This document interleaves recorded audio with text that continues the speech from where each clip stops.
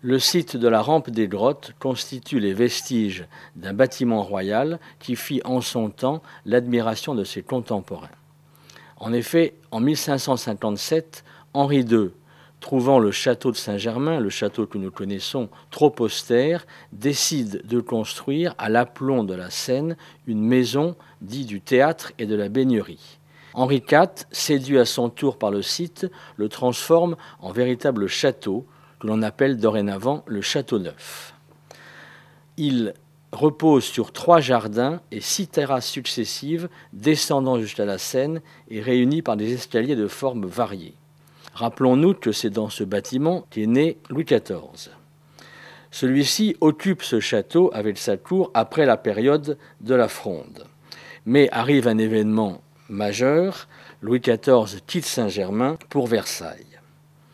Et c'est le début d'une période où le Château Neuf est peu à peu laissé à l'abandon. En 1777, Louis XVI cède le Château Neuf à son frère, le comte d'Artois, pour effectuer les réparations et la remise en état. Les travaux commencent, mais sont rapidement interrompus par la Révolution. Dernier aménagement qui bouleverse le site, vers 1900, un ascenseur est construit à droite de la rampe des grottes, afin de permettre aux habitants de Saint-Germain d'accéder depuis la terrasse, le nôtre, au chemin de fer en contrebas. Il résulte de l'ensemble de ces événements qu'au XXe siècle, il ne restait plus grand-chose du magnifique Château Neuf de Henri II et d'Henri IV.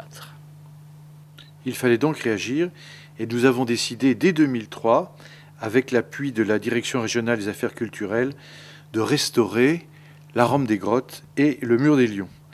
Les travaux se sont faits en 2 phases. Début 2009, nous avons engagé cette première phase de restauration et d'aménagement de l'escalier et la grille centrale située rue Thiers, ainsi que la restauration des murs en retour sur la rampe.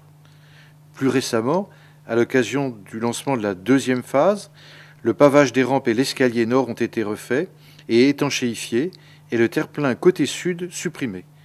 L'ensemble, qui a été mis en lumière, est désormais visible depuis la rive droite de la Seine. Et il nous reste aujourd'hui 2 phases à réaliser pour que cette mise en valeur des vestiges du Château Neuf soit complète.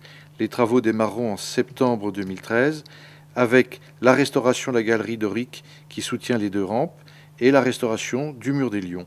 Une mise en lumière de l'ensemble est également prévue.